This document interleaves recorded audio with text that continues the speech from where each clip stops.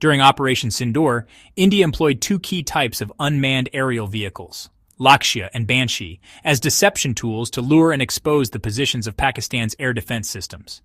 This innovative use of decoy drones enabled India to achieve operational surprise and neutralize high-value enemy targets with minimal risk to its own pilots and fighter jets. What are Lakshya and Banshee UAVs? Lakshya, developed indigenously by India's Defense Research and Development Organization, is a reusable pilotless target aircraft designed to simulate enemy fighters or incoming missiles. With radar and infrared signatures configurable by mission, Lakshya is widely used for training and now, as demonstrated, for real-world tactical deception. It can be flown to mimic flight characteristics like speed, altitude, and maneuverability that are really similar to actual combat aircraft such as the MiG-29, Su-30, or Rafale.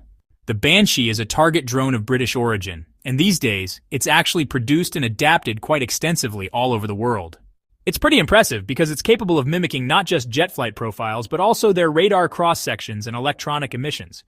The Banshee Jet 80+ version used by India can be fitted with electronic payloads that actively simulate the radar and radio signals of real military jets, thus fooling advanced ground-based air defense systems and radar networks. How were these drones used in Operation Sindoor? Deceptive incursion.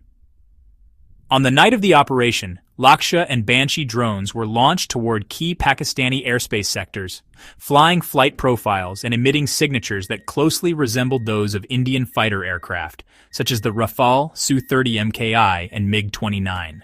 Triggering air defense response. Pakistani air defense radars, unable to reliably distinguish these sophisticated drones from actual jets, detected them as possible incoming strike aircraft. In response, Pakistan activated and deployed their surface-to-air missile systems, notably the Chinese-supplied HQ-9 arrays, and shifted critical radar assets to what they called battle stations. This defensive surge, perhaps unintentionally, exposed the precise locations of Pakistani air defense radars and missile batteries. Exposing and targeting enemy assets. Well, the sudden activation and emission from Pakistani defenses allowed Indian electronic warfare and surveillance units to geolocate these threats. By mapping the Pakistani air defense network in real time, the Indian Air Force was able to direct precision strikes using standoff munitions such as the BrahMos, Scalp, and Crystal Maze missiles. Resource depletion and confusion. Aside from exposing targets, the deception forced Pakistani forces to expend valuable interceptor missiles and, reveal their air defense doctrines.